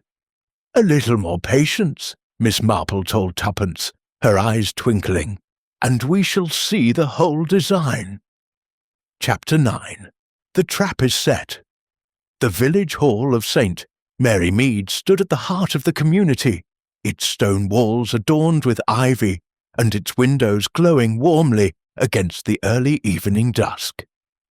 Inside, the air was thick with the scent of polished wood and freshly brewed tea, as villagers gathered for what Miss Jane Marple had announced as a modest memorial for Victor Hargreaves. The event was a pretext, of course, carefully orchestrated to bring together the four individuals whose motives and movements swirled around the artist's death, like leaves in an autumn wind. Miss Marple, her straw hat set aside and her knitting tucked discreetly in her basket, stood near the entrance, greeting guests with her usual air of gentle benevolence. But her eyes, sharp behind her spectacles, missed nothing, and her mind was as taut as the threads of the pink shawl she had left at home. The hall was modestly decorated. A few of Victor's sketches, borrowed from Clara Wren, hung on the walls, their bold lines a quiet testament to his talent. A table held a guest book, a vase of late roses, and most crucially, the fatal lamp from the studio, its frayed wire coiled neatly but prominently displayed. Inspector Craddock, standing near the back with his arms crossed, had agreed to Miss Marple's plan with a mix of skepticism and grudging respect. She had explained her reasoning earlier that day in his office, her voice soft but firm. "People reveal themselves under pressure, Inspector. A little stagecraft, and we shall see who flinches." Craddock, though accustomed to more direct methods, had arranged for the lamp to be brought from the studio, its wiring examined but untouched, a silent witness to the crime. The suspects arrived one by one, each drawn by the invitation Miss Marple had sent through Mrs. Price, whose knack for spreading news ensured their attendance. Clara Wren entered first, her mousy hair pulled tightly back, her hands clutching a small sketchbook as if it were a shield. She glanced at the lamp, her face paling, and quickly busied herself arranging the sketches on the walls. Sir Henry Langley followed, his broad frame filling the doorway, his ruddy face set in a mask of sombre propriety. He nodded curtly to Miss Marple, his eyes flicking to the lamp before settling on a glass of sherry offered by a volunteer. Margaret Voss swept in next, her tailored green dress as sharp as her reputation, her leather notebook tucked under her arm. She surveyed the room with a critic's disdain, her gaze lingering on the lamp with a flicker of unease. Last came Lionel Blake, his wiry frame tense, his hands shoved into his pockets as he avoided the lamp entirely, choosing a seat near the door. Miss Marple moved among the guests, her smile warm, but her observations keen. She noted Clara's nervous glances, Sir Henry's forced joviality, Margaret's calculated detachment, and Lionel's restless energy, as if he longed to bolt. The villagers, Mrs. Price, Mr. Giles, and others chatted softly, their presence lending an air of normalcy to what Miss Marple knew was a carefully laid trap. She had instructed Craddock to watch the suspects closely, particularly their reactions to the lamp, which she had placed near a table where tea and biscuits were served, ensuring each would pass it closely. As the evening progressed, Miss Marple took the small podium at the front of the hall, her voice clear and unassuming. "Dear friends," she began, "we are gathered to honour Victor Hargreaves, a man whose art brought light to our village. His loss is a tragedy, and I thought it fitting to share a few words about his work and his life." She spoke of Victor's landscapes, their vibrant colours, and his dedication, her words simple but heartfelt. The villagers nodded, some dabbing their eyes, while the suspects shifted in their seats. Clara clutched her sketchbook tighter. Sir Henry sipped his sherry. Margaret jotted a note, and Lionel stared at the floor. Miss Marple paused, her eyes sweeping the room. "It's such a pity," she said, her tone musing, "that so bright a talent was extinguished by something as mundane as a faulty lamp." She gestured toward the object, its coiled wire glinting under the hall's lights. "Inspector Craddock tells me it was an accident, but I wonder. Wires don't fray themselves, do they?" Someone must have touched it. Someone who knew Victor's habits. Her voice was gentle, almost conversational, but the air in the room tightened. Clara's breath hitched. Sir Henry's glass froze halfway to his lips. Margaret's pen stilled, and Lionel's hands twitched in his pockets. She continued, her words deliberate. "Victor worked late, alone, with that lamp always at his side. Whoever tampered with it knew he'd be there, knew the chair he'd sit in. It's almost as if it were planned, don't you think?" She smiled, her eyes lingering on each suspect in turn. Clara looked away, her fingers trembling. Sir Henry cleared his throat, his face reddening. Margaret's lips pressed into a thin line, her notebook closing with a snap. But Lionel's reaction was the sharpest. He stood abruptly, his chair scraping the floor. "This is nonsense," he burst out. "It was an accident. You can't go accusing people like this." Miss Marple's expression remained serene, but she nodded to Craddock, who stepped closer, his eyes fixed on Lionel. "No accusations, Mr. Blake," she said softly. "Just observations." The lamp tells its own story, doesn't it? A wire frayed just so, placed where it would touch the chair. It takes a steady hand to do such a thing. Lionel's face paled, and he took a step toward the door, only to find Craddock's constable blocking his path. The other suspects watched, frozen, as the tension in the room coiled tighter.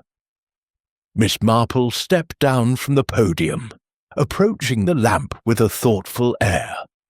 "Mr. Hodges, our electrician, says the lamp was in perfect order a month ago. Yet by the night of Victor's death, it was deadly. Someone was in that studio, someone who wanted him out of the way, perhaps for the exhibition, or for pride, or for revenge." She turned, her gaze resting on Lionel, whose hands were now clenched into fists. "Mr. Blake, you were there that night, weren't you? You argued with Victor, left in a fury. Did you return later, perhaps, to ensure he wouldn't outshine you?" Lionel's eyes widened, and he shook his head violently. "I didn't. I left and went home. You've no proof." His voice cracked, and Miss Marple noted the sweat beading on his forehead, the way his fingers twitched as if longing to grasp something. Perhaps the shears he used with such precision in his garden. The villagers murmured, their eyes darting between Lionel and the lamp, while Clara, Sir Henry, and Margaret remained silent, their faces a study in guarded unease. Inspector Craddock stepped forward, his voice calm but firm. "We'll have no running off, Mr. Blake. Miss Marple's got a point. The lamp's no accident. We've had it looked at, and the wire was cut, deliberate-like. Care to explain where you were after 9 that night?" Lionel stammered, his eyes darting to the door. But Craddock's men closed in, their presence a quiet threat. Miss Marple watched, her heart steady but her mind racing. The trap had worked, not in forcing a confession, not yet, but in shaking the guilty party, whose reaction betrayed more than words could. As the gathering dispersed, the villagers buzzing with speculation, Miss Marple lingered, thanking Craddock for his assistance. "You've a way of stirring things up, Miss Marple," he said, a grudging smile tugging at his lips.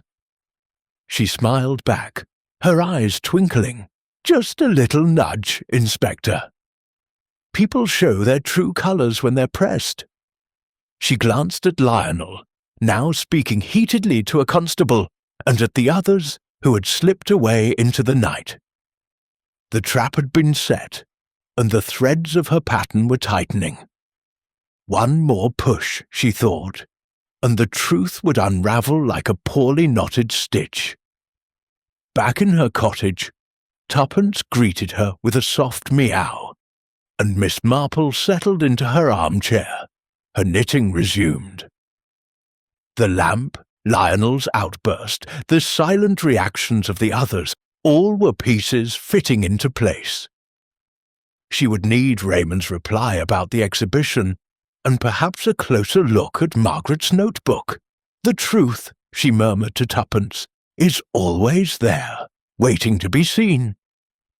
The fire crackled, and Miss Marple's needles moved steadily, the puzzle nearing its resolution. Chapter 10. The Confession. The police station in St. Mary Mead, a squat brick building tucked behind the village square, was an unassuming place, its interior lit by harsh fluorescent lights that cast stark shadows on the walls. Miss Jane Marple sat on a wooden bench in the waiting area, her basket at her side, her hands folded neatly in her lap. The pink shawl, left at home, was replaced by a simple grey cardigan, but her air of quiet composure remained unchanged. Inspector Craddock had invited her to observe the questioning of Lionel Blake, whose outburst at the Village Hall Memorial had drawn the noose of suspicion tighter around him. Miss Marple's trap, set with the deliberate display of the tampered lamp, had shaken Lionel's nerve. And now, as the clock on the wall ticked past 8 in the evening, she waited to see if the threads of her pattern would finally knit together. The station was quiet, save for the low murmur of voices from the interview room and the occasional clatter of a typewriter. Constable Perkins, stationed at the desk, offered Miss Marple a cup of tea, which she accepted with a smile, though her eyes never strayed far from the door where Craddock and Lionel were closeted. She had seen the signs of guilt before: restless hands, a too quick denial, the flicker of fear in the eyes, and Lionel's reaction at the hall had borne them all. Yet she knew from long experience in St. Mary Mead that guilt could wear many masks, and a confession, when it came, was often less a triumph than an unravelling of human frailty. The door opened, and Craddock emerged, his face grim but his eyes bright with the hunter's instinct. "He's ready to talk, Miss Marple," he said, his voice low. "Your little stunt with the lamp did the trick. He's sweating like a man on the gallows. Care to sit in?" Miss Marple nodded, rising with a grace that belied her years. "I'd be glad to, Inspector." Sometimes a quiet presence helps things along. Craddock gave a wry smile, accustomed by now to her understated methods, and led her into the interview room. Lionel Blake sat at a plain table, his wiry frame hunched, his hands clasped tightly as if to keep them from trembling. His dark hair was dishevelled, and his eyes, red-rimmed, darted between Craddock and the constable standing by the door. The lamp from the studio sat on a side table, its frayed wire coiled like a silent accusation. Miss Marple settled into a chair in the corner, her presence unobtrusive, but her gaze sharp behind her spectacles. Lionel glanced at her, his expression a mix of defiance and dread, and she offered a small, encouraging smile, as if they were merely chatting over tea. Craddock leaned forward, his voice steady but firm. "Right, Mr. Blake, let's have it. You were in that studio the night before Victor Hargreaves died. You argued, slammed the door, and left, or so you say. But the lamp tells a different story. That wire was cut, deliberate-like, and you've got the hands for it. Care to explain?" Lionel's jaw worked, his fingers tightening until his knuckles whitened. "I told you, it was an accident. I didn't touch the damn lamp. You've got no proof." Miss Marple tilted her head, her voice soft but clear. "No proof, perhaps, Mr. Blake, but patterns. You were angry that night, weren't you? Victor's success, his exhibition, it must have stung, especially when you felt he'd taken your ideas." Lionel's eyes flashed, and he leaned forward, his voice rising. "He did take them. That meadow painting, those colours, that storm, it was mine first. I showed him a sketch 2 years ago, and he laughed, said it was amateur. Then he paints it and gets Sir Henry's backing." His words spilled out, raw and bitter, and Miss Marple noted the tremor in his voice, the way his hands gestured as if cutting through the air. Craddock pressed on, his tone unrelenting. "So you went back, didn't you? After Clara left, after 9. You knew Victor would be there, alone with that lamp. You'd fiddled with wires before, your garden tools, that coil on your table. It wouldn't take much to strip a wire, make it look frayed." Lionel shook his head violently, but his eyes flicked to the lamp, and Miss Marple saw the fear there, sharp as a blade. "I didn't go back," he insisted, but his voice cracked, and he slumped back in his chair, his hands covering his face. Miss Marple spoke again, her voice gentle but insistent, like a needle threading through fabric. "Mr. Blake, you're a careful man. Your roses, your paintings, they show a steady hand. But envy can make even the steadiest hand slip. Did you mean to kill him? Or was it just a warning that went too far?" Lionel's head snapped up, his eyes wide with panic. "I didn't mean to kill him," he blurted, the words tearing free before he could stop them. The room fell silent, the air heavy with the weight of his admission. Craddock leaned back, his eyes narrowing, while Miss Marple's expression remained serene, though her mind was racing. I only wanted to scare him," Lionel continued, his voice breaking. "I went back after 10, when I knew Clara was gone. Victor was still there, painting, oblivious. I'd learned a bit about wiring from a mate in London, nothing fancy, just enough to tinker. I thought a small shock would ruin his canvas, make him miss the exhibition. I cut the wire, just a bit, and fixed it to touch the chair. I didn't know it'd kill him." He buried his face in his hands, a sob escaping him, and Miss Marple felt a pang of pity, though her resolve remained firm.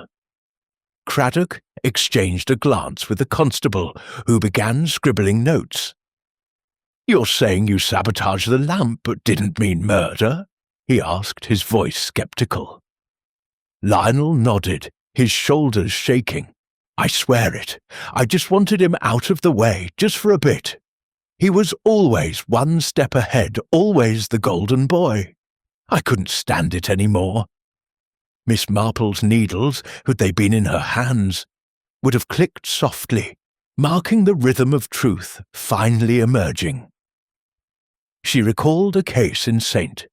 Mary Mead, when a young man had tampered with a rival's bicycle brakes, intending only a fall, but causing far worse. Intent, she said softly, almost to herself, is such a fragile thing. Craddock stood, his voice brisk. Lionel Blake, you're under arrest for the manslaughter of Victor Hargreaves, pending further investigation. Anything you say may be used against you. The constable stepped forward, guiding Lionel to his feet, his face a mask of despair. As they led him away, Miss Marple remained seated, her eyes on the lamp. Its wire, so carefully frayed, had told the story she had suspected. But Lionel's confession, raw and unpolished, confirmed it. Envy had driven him to a reckless act, and the consequences had spiraled beyond his control. Craddock returned, rubbing his hands together. "Well, Miss Marple, you've done it again." That lamp at the hall was a stroke of genius. Shook him right out of his lies. Miss Marple smiled faintly, rising to gather her basket. "It was only a matter of watching, Inspector. People betray themselves in the smallest ways." She paused, her eyes thoughtful. Poor Mr. Blake. He wanted so much to shine, but he dimmed his own light in the end. As she stepped into the cool night air, the village silent under a blanket of stars, Miss Marple's thoughts turned to the others, Clara, Sir Henry, Margaret. Their motives, though real, had not led to murder. But their secrets had woven a web that had nearly obscured the truth. She would write to Raymond, thanking him for his information about the exhibition, which had confirmed Lionel's desperation. The pattern was complete, the stitches tight and true. As she reached her cottage, Tuppence greeted her with a soft meow, and Miss Marple settled into her armchair. The fire's glow a quiet comfort. "The truth," she murmured, "is always there, waiting to be unpicked." Chapter 11. The Motive Unravelled. The police station in St. Mary Mead was hushed in the late morning light, its small waiting room bathed in a soft glow that filtered through high windows. Miss Jane Marple sat on the same wooden bench she had occupied the previous evening, her grey cardigan draped over her shoulders, her basket resting beside her. The air carried a faint scent of ink and polished wood, and the distant clatter of a typewriter marked the station's steady rhythm. Inspector Craddock had asked her to return for a final conversation with Lionel Blake, whose confession the night before had laid bare the truth of Victor Hargreaves's death. Miss Marple's trap at the village hall had worked, but she sought now to understand the full weave of Lionel's motives, to see the final threads of her pattern fall into place. Craddock emerged from the interview room, his face weary but satisfied, like a man who had solved a puzzle but found little joy in its solution. "He's calmer now, Miss Marple," he said, adjusting his tie. "Wants to talk. Get it off his chest. I thought you might like to hear it. Your knack for seeing through people helped us get this far." Miss Marple's eyes twinkled behind her spectacles, though her expression remained sober. "You're very kind, Inspector." "I only wish to understand why such a thing happened. Envy is a heavy burden, isn't it?" Craddock nodded, leading her into the room where Lionel sat, his hands cuffed but his posture less defiant than before. Lionel Blake looked diminished, his wiry frame slumped in the chair, his dark hair falling across a forehead creased with regret. The lamp from Victor's studio was gone, returned to evidence, but its presence lingered in the room like a ghost. He glanced up as Miss Marple entered, his eyes meeting hers with a mixture of shame and resignation. "Miss Marple," he said, his voice low, "I didn't expect you'd be here. But I suppose you saw it coming, didn't you?" She settled into a chair across from him, her hands folded neatly, her demeanour as gentle as if they were sharing tea in her parlour. "I saw only what you showed, Mr. Blake," she said softly, "but I'd like to hear your story if you're willing." Craddock sat beside her, his notebook open, while the constable at the door stood watchful. Lionel took a deep breath, his fingers twisting together. "It wasn't meant to end like this," he began, his voice raw. "Victor and I, we started out friendly, you know? Two artists in a small village sharing ideas over a pint. But he had this way about him, always one step ahead, always the one Sir Henry noticed. My work was good, Miss Marple, but Victor's was brighter somehow. People loved him for it, and I hated him for it." Miss Marple nodded, her face serene but her mind alert. She recalled a case in Sayent, Mary Mead, when a young grocer had sabotaged a rival's delivery cart, driven by years of being overshadowed. "Envy can grow quietly," she said, her voice gentle, "like a weed in a garden. What made it bloom so fiercely, Mr. Blake?" Lionel's eyes darkened, and he leaned forward, his words tumbling out. "That exhibition in London. It was my chance too, you know. I'd submitted my work, same as Victor, but Sir Henry pushed for him, got him the spot. I found out a week before, when Victor came to my cottage, gloating about it. He showed me his meadow painting, my idea, my storm, my colours, and said it'd make him famous." His voice broke, and he rubbed his eyes with the heel of his hand.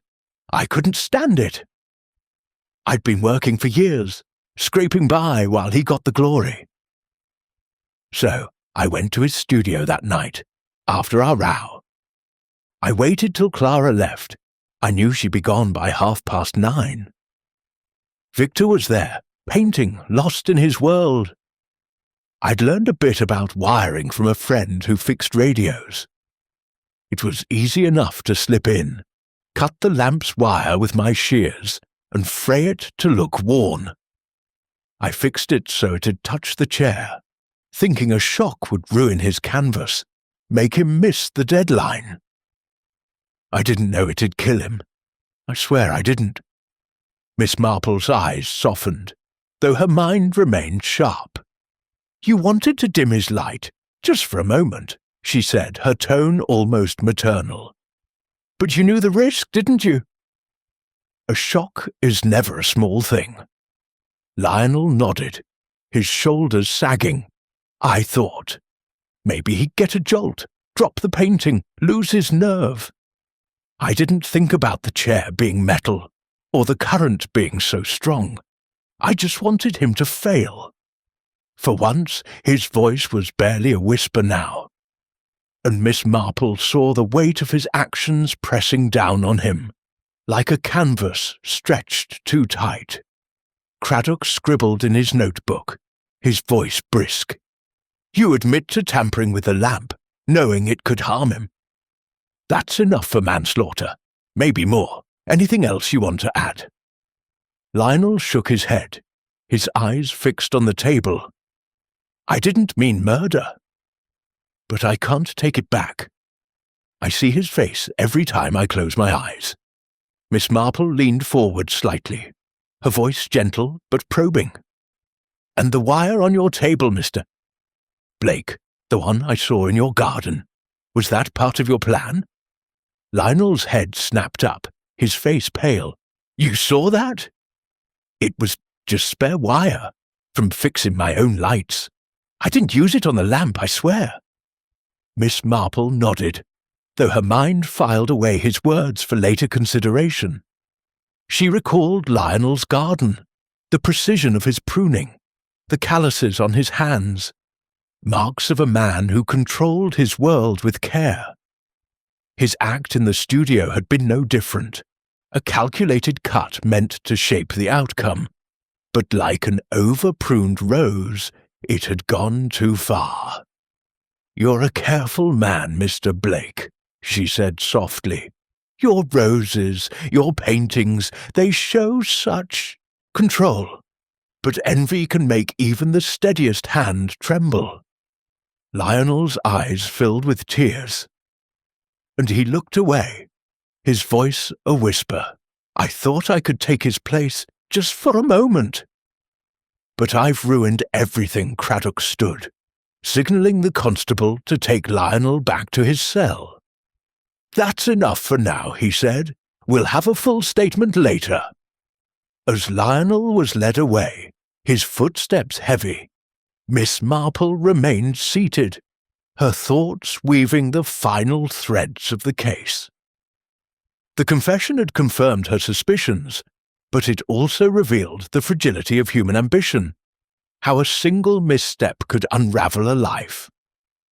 Craddock turned to her, his expression a mix of admiration and exasperation. "You saw it all along, didn't you? The lamp, the envy, the way he cracked under pressure." Miss Marple smiled faintly, rising to gather her basket. "I only saw what was there, Inspector. People are so transparent when they think they're hidden. Mr. Blake's envy was like a shadow. It followed him everywhere." She paused, her eyes thoughtful. "It's a pity, really. He had talent, but he couldn't see it for wanting victors." As she stepped into the bright morning, the village bustling with its usual rhythm, Miss Marple felt a quiet satisfaction. The pattern was complete, Lionel's motive laid bare, like a canvas stripped of varnish. Clara, Sir Henry, and Margaret had their own secrets, but none had crossed the line into murder. She would write to Raymond, thanking him for his insights into the exhibition, which had clarified Lionel's desperation. As she walked toward her cottage, the scent of autumn leaves in the air, she thought of Victor's unfinished meadow, its vibrant colours now a memory. "Such a waste," she murmured, her steps steady, "when envy cuts deeper than any shears." Chapter 12. The village settles. The late afternoon sun cast a golden haze over St. Mary Mead, softening the edges of the village's stone cottages and bathing the green in a warm, forgiving light. Miss Jane Marple sat in her parlour, her armchair positioned by the window to catch the fading glow.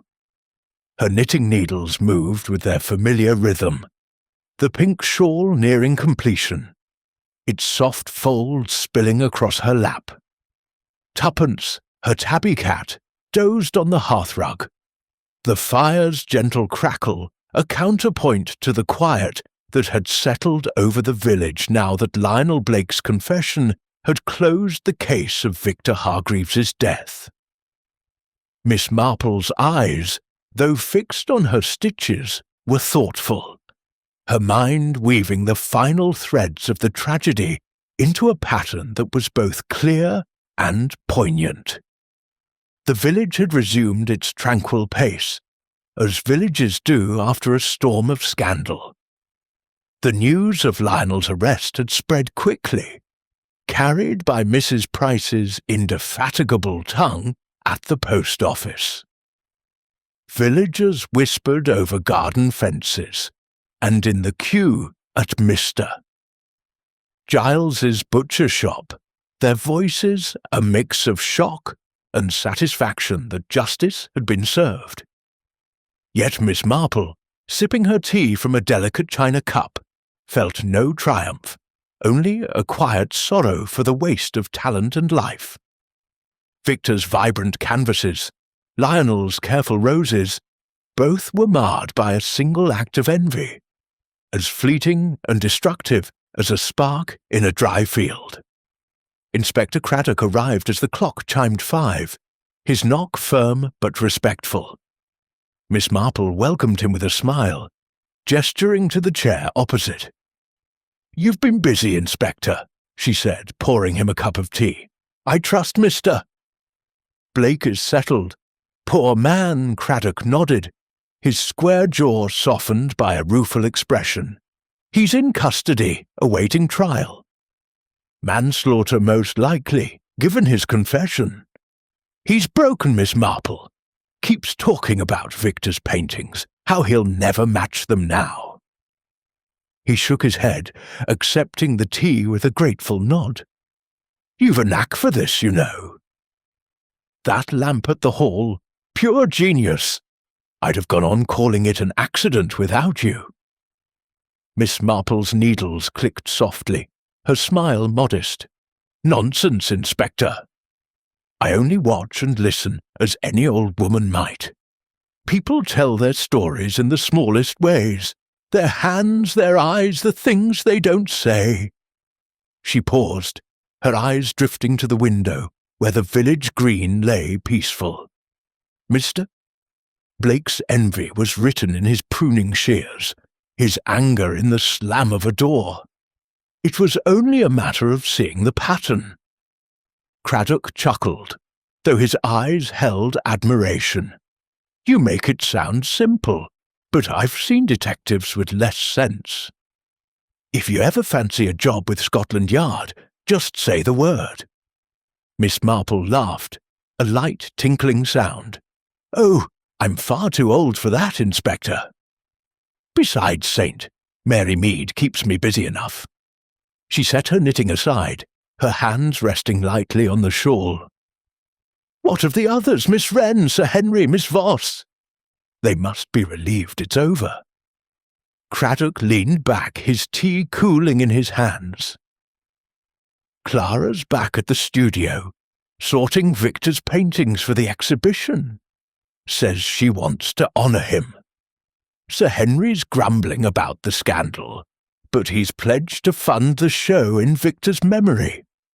As for Miss Voss, she's off to London, writing some piece about the tragedy of genius. Never short of words, that one," Miss Marple nodded, her mind revisiting each suspect's role in the tapestry. Clara's devotion, though tinged with strain, had been genuine. Her sketches, tucked away in that notebook, spoke of a talent waiting to bloom. Sir Henry's pride had fueled his anger, but not enough to cross into murder. Margaret's venom had cut deeply, yet her weapon was her pen, not a knife to a wire. Only Lionel had let envy twist his hands into a fatal act, his careful control unravelling in a moment of desperation. She thought of Victor's unfinished meadow, its storm-dark sky, a mirror of the passions that had consumed those around him. "Such a pity," she murmured, "when ambition blinds us to what we have." Craddock finished his tea, rising with a nod. "I'd best be off. Paperwork waits for no man. But I owe you, Miss Marple. You've a way of seeing what's hidden." She smiled, escorting him to the door. "Just an old woman's curiosity, Inspector." "Do come again." As he stepped into the evening, his figure silhouetted against the setting sun, Miss Marple returned to her armchair, tuppence stirring to nudge her ankle. She picked up her knitting, the needles resuming their dance, and let her thoughts settle. The village would heal, as it always did, its rhythms unbroken by the tragedy. Clara might yet find her voice in her sketches, Sir Henry his pride in new ventures, Margaret her audience in sharper words. But Lionel's roses would grow untended, his canvases unfinished, a reminder of envy's cost. Miss Marple's eyes drifted to the window, where the last light touched the green. She thought of a case years ago, when a spurned seamstress had cut a rival's dress to ribbons, her anger a mirror of Lionel's. "Human nature," she said softly to Tuppence, "is so very fragile." The shawl was nearly done, its edges neat and true. Miss Marple tied off a stitch, her fingers steady. She would send it to Raymond, a gift for his next visit, along with a letter thanking him for his help with the exhibition details. The truth had been found, the pattern complete, but the sorrow lingered, like a shadow on a canvas. As the fire died to embers, Miss Marple sat back, her mind at rest, the village settling into the quiet of another day's end.